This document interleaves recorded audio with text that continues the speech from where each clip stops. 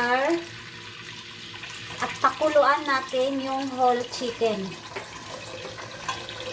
Guys, ito na po ang whole chicken na aking nililinisan. Ilagay natin. Maraming tubig po siya kasi papalambutin natin ng ilang oras or isang oras or half na oras.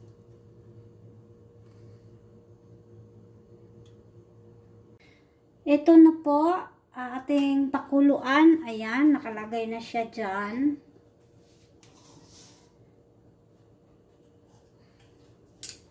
At lagyan natin ng kunting asin.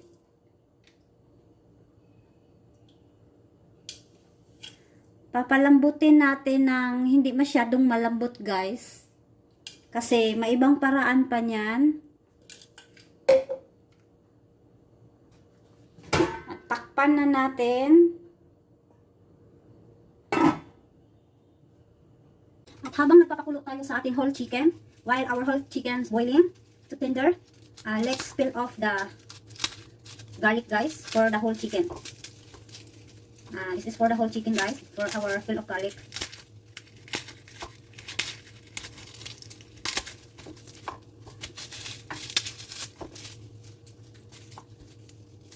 Guys, itong pagluluto ko na whole chicken ay Korean style chicken whole soup, chicken whole na soup, guys.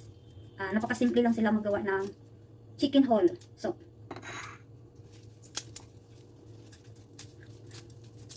At pagkatapos natin na binuboiling yung chicken whole, medyo malambot na siya, ay maiba pa akong gagawin yan. Hindi lang yan dyan. So, mamaya, makikita niyo mamaya.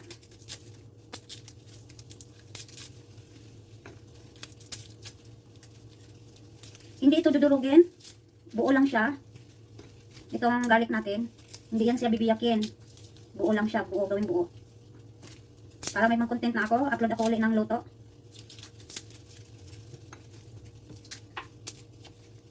Thank you sa aking mga supporter. Shout out.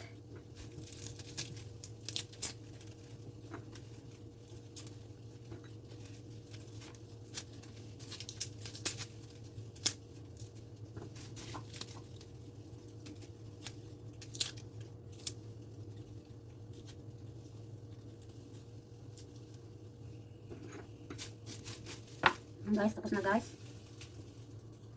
Look, guys, ayan, isaling na natin dito sa isa. I-transfer na natin, guys, ang ating chicken. Oh, yes! Transfer na natin, guys. At lagyan natin ng kunting sabaw.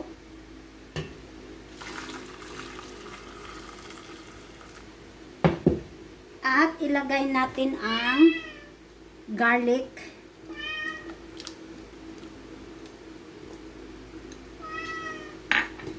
At lagyan ng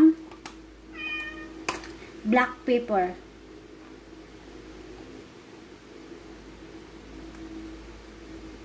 Ganito lang sila kasimple, guys, magawa ng soup. Soup. At ilagay natin dito, guys, sa rice cooker. Yan. Nasa rice cooker na yung chicken natin. At ipakita ko sa inyo mamaya anong resulta.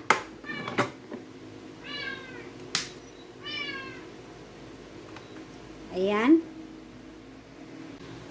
Guys, tapos na siya. Naka-zero na. Buksan natin, guys. Ayun. Ang ating chicken. Ayun. Ayan siya, guys.